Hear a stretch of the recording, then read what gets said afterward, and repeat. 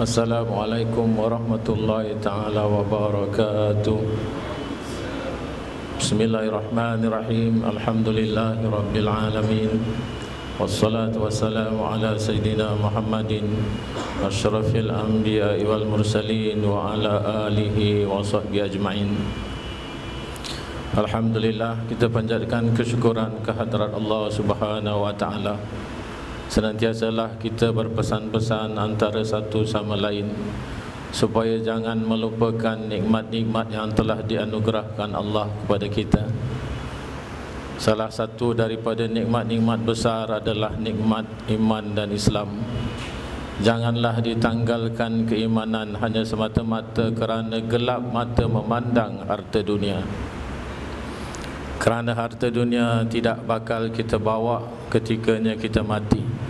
Tetapi pasti tiap-tiap kita yang ada nyawa akan meninggalkan jasad daripada rohnya, dan kita akan menghadap Allah Subhanahu wa ta'ala dengan bekal yang bakal kita bawa daripada amal kebajikan yang baik.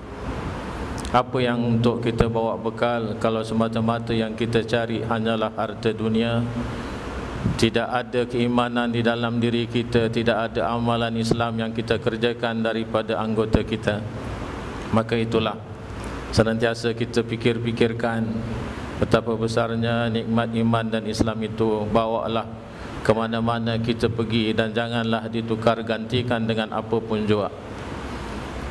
Satu peristiwa berlaku di mana zaman tersebut adalah zaman Khalifah Umar Abdul Aziz, iaitu seorang khalifah Islam yang sangat adil. Ketika itu tentera-tentera Islam sudah banyak keluar berperang menakluki beberapa daerah-daerah sekitarannya, dan banyak sekali orang-orang Islam ketika itu berperang dengan kerajaan Rom. Oleh kerana kerajaan Rom, sebagaimana yang sudah kita dengar daripada lembaran-lembaran sejarah, adalah merupakan kerajaan yang sudah lama bertamadun sebelum datangnya Islam. Kerap kali tentera-tentera Islam itu kalah dan ditawan. Satu peristiwa tentera Islam ditawan, dan tidak lain tujuan daripada orang-orang Romawi adalah untuk mengkafirkan tentera-tentera Islam ini, maka ditawarkan dengan beberapa kemewahan dunia. Tawanan pertama ditawarkan dengan kemewahan dunia, tetapi syaratnya mesti tukar agama. Tawanan pertama menolak, yang akhirnya dipenggal kepalanya. Tawanan kedua juga begitu, menolak tawaran untuk kesenangan dunia, dipenggal kepalanya, mati.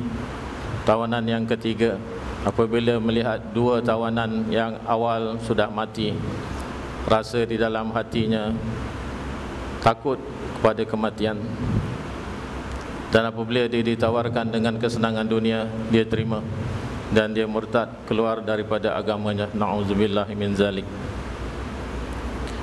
Tetapi apabila sudah nak dianugerahkan hadiah yang dijanjikan, datang menteri kepada Raja Romawi ini. Dia mengatakan, bolehkah kita percaya orang Islam yang baru saja mendeklarasikan keimanannya digugurkan dan dia telah memeluk agama Nasrani?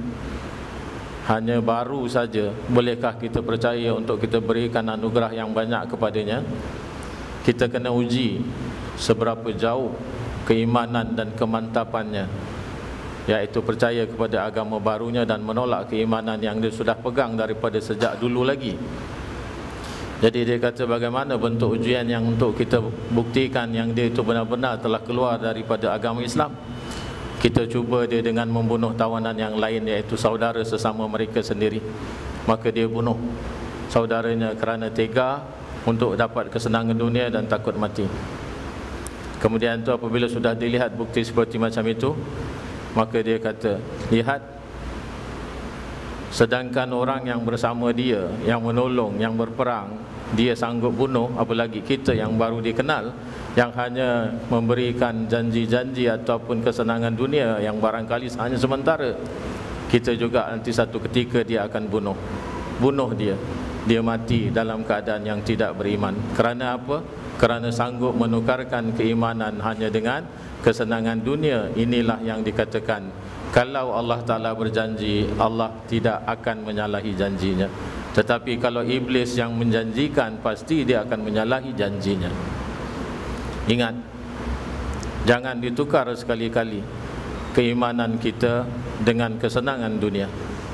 Baru saya teringat, waktu berhenti dulu mengisahkan tentang kisah Nabi, kita berhenti pada kisah Nabi di Mi'raj kan ya, Isra' Mi'raj. Pasal minggu yang lalu tu saya tak teringat langsung kat mana saya berhenti. Kerana apa? Minggu yang lepas itu perintahnya mendadak lah. Pasal apa? Saya jangkakan akan dimulakan pada bulan depan, tapi rupanya bulan ini sudah mula. Jadi saya tak ingat ke mana, di mana saya berhenti. Jadi yang saya ingat, saya sudah menceritakan kisah pembedahan Nabi, iaitu Nabi telah dituangkan dengan hikmah-hikmah. Lepas tu didatangkan burak. Burak adalah binatang tunggangan khusus yang didatangkan ketika Nabi di-mi'rajkan, Nabi di-isra'kan. Tapi kita jangan salah faham bahawasanya binatang burak ini hanya digunakan oleh Nabi ketika berlakunya Isra' sahaja, tidak Mi'raj. Mi'raj Nabi dinaikkan daripada langit pertama, kedua, ketiga sampai langit ketujuh, sampai ke arasy Allah, tidak menggunakan burak.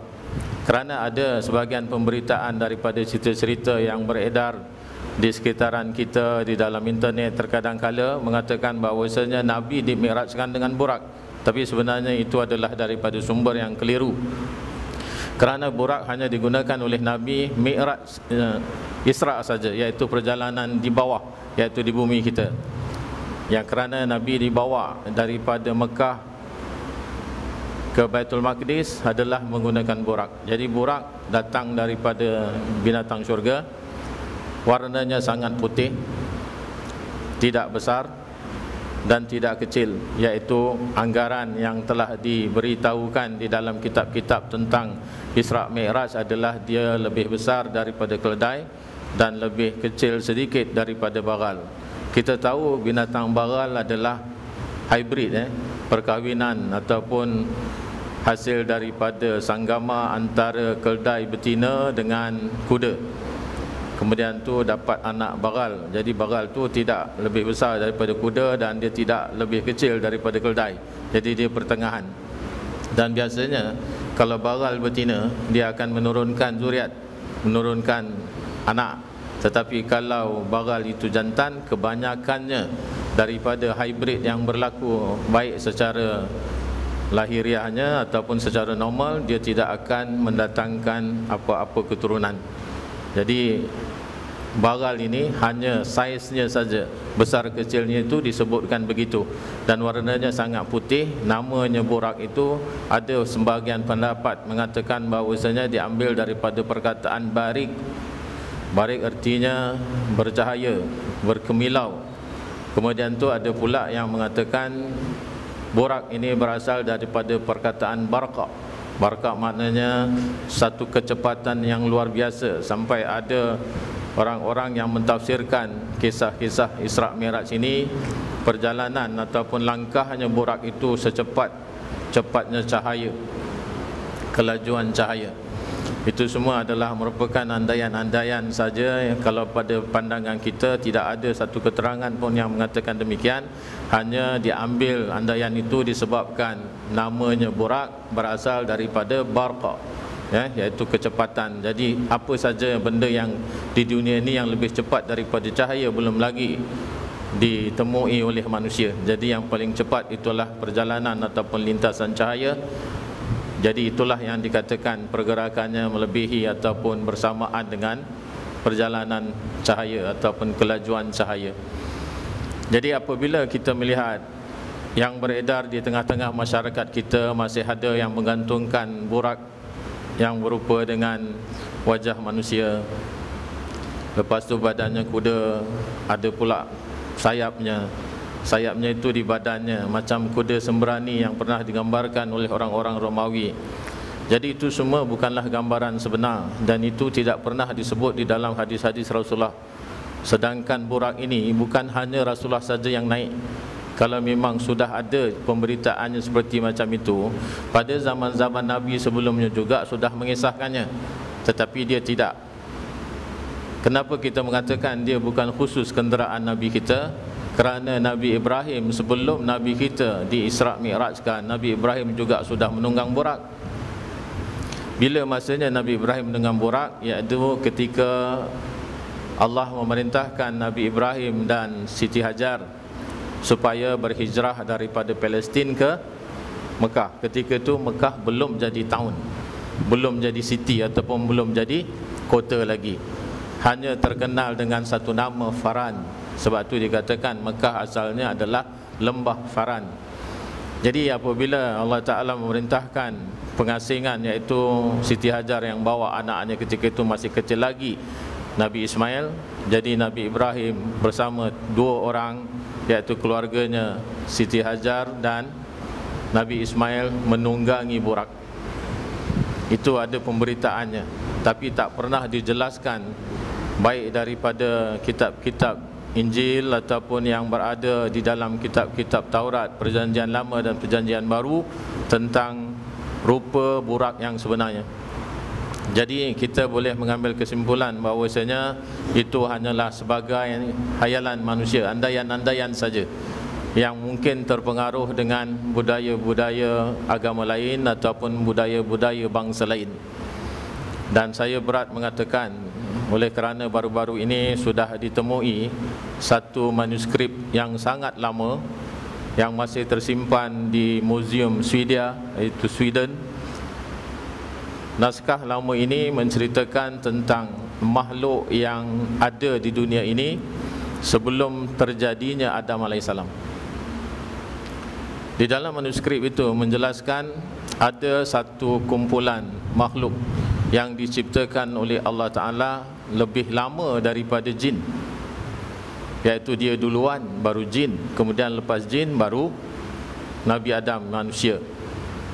Jadi ada pula pandangan-pandangan yang mengatakan bahawasanya makhluk ini yang dinamakan dalam manuskrip tersebut dengan satu nama, iaitu namanya Nisnas. Ini juga pernah diceritakan oleh seorang ahli tafsir daripada kalangan orang-orang Syiah. Barangkali orang Syiah ini tafsirannya diambil daripada manuskrip tersebut. Jadi dia mengatakan bahawasanya makhluk ataupun kumpulan ini dinamakan Nisnas. Jadi Nisnas ni sebahagian daripada pentafsir yang mentafsir orang-orang makhluk sama ada sudah ada ke belum sebelum terjadinya Adam AS.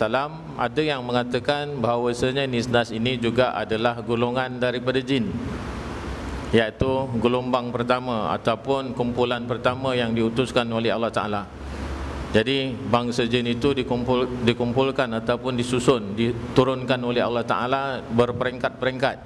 Jadi satu bangsa yang namanya Nisnas, kemudian tu satu bangsa yang namanya jin, kemudian tu ada lagi sebelum lepas daripada jin turun lagi namanya bin, lepas bin kemudian tu jan.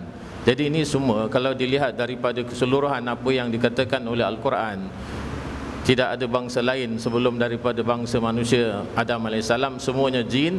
Jadi ini kita boleh mengambil kesimpulan adalah merupakan bangsa-bangsa jin. Tapi yang paling bertamadun adalah Nisnas. Nisnas ini digambarkan bukan keseluruhannya berbentuk macam manusia, tapi separuh binatang, separuh haiwan dan separuh binatang. Ada yang badannya binatang, mukanya ataupun kepalanya manusia. Ada pula sebaliknya, iaitu badannya binatang tapi jasadnya ataupun mukanya binatang dan jasadnya adalah manusia. Sebagaimana yang masih ada sekarang, iaitu orang-orang Hindu sendiri, ada Tuhan yang namanya Tuhan gajah, itu badannya kan manusia tapi kepalanya gajah. Begitu juga apa yang pernah jadi satu budaya yang pernah berlaku di salah satu daripada daerah Indonesia, iaitu badannya manusia tetapi kepalanya adalah kepala burung garuda. Ini yang masih ada ketikanya orang-orang Bali mengadakan ritual agama mereka, iaitu ketika mereka memuja roh apa sebagainya. Jadi ini adalah merupakan budaya-budaya ataupun yang diwarisi daripada kurun ketikanya Nisnas ini masih ada di muka bumi ini. Jadi itulah manuskrip itu mengatakan banyak apa yang dikatakan sebagai ikan duyung, badannya ikan tapi wajahnya manusia, pernah wujud pada zaman tersebut. Yang sama ada keturunannya masih ada sekarang ini ataupun tidak, tak dapat dipastikan lagi. Tapi sebagaimana yang diceritakan, yang dijelaskan dalam manuskrip yang sangat lama itu, itulah pemberitaannya adanya manusia-manusia yang berbentuk seperti dua cantuman, iaitu haiwan dan manusia pernah hidup di muka bumi ini.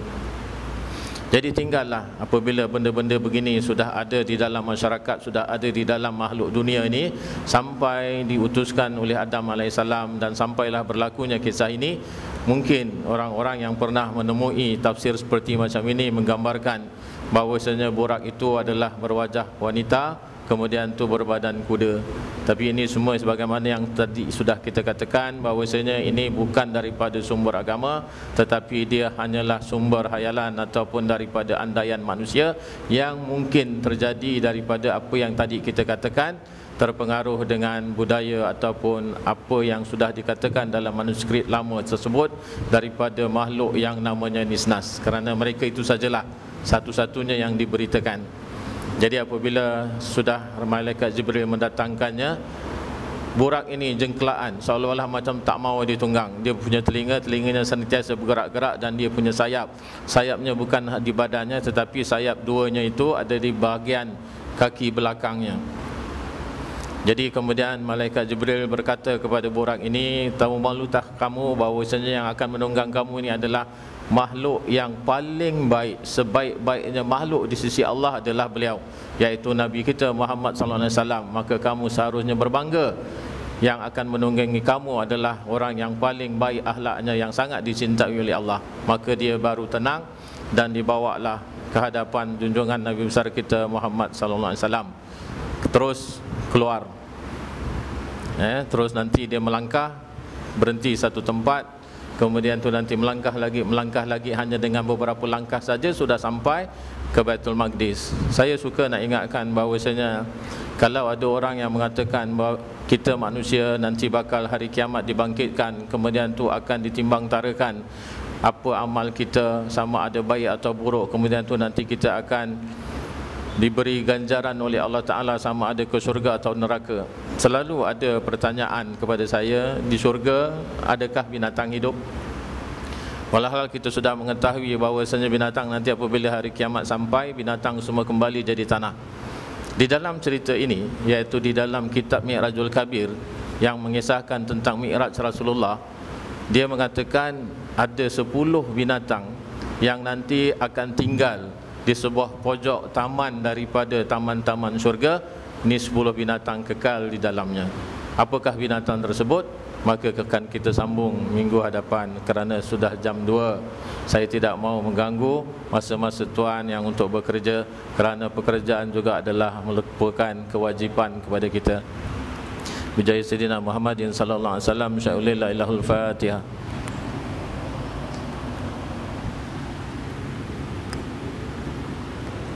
Allahumma salli ala Sayyidina Muhammadin salatan tunajjina biha min jamil ahwali wal afat, wa taqdi lana biha min jamil hajat, wa tutahhiruna biha min jamil sayyi'at, wa tarfa'una biha indaka 'ala darajat, wa tuballighuna biha aqsal ghayat min jamil khairat fil hayati wa ba'dal mamat, wa ala alihi wa sahbihi wa sallim tasliman katsira bi rahmatika ya arhamar rahimin.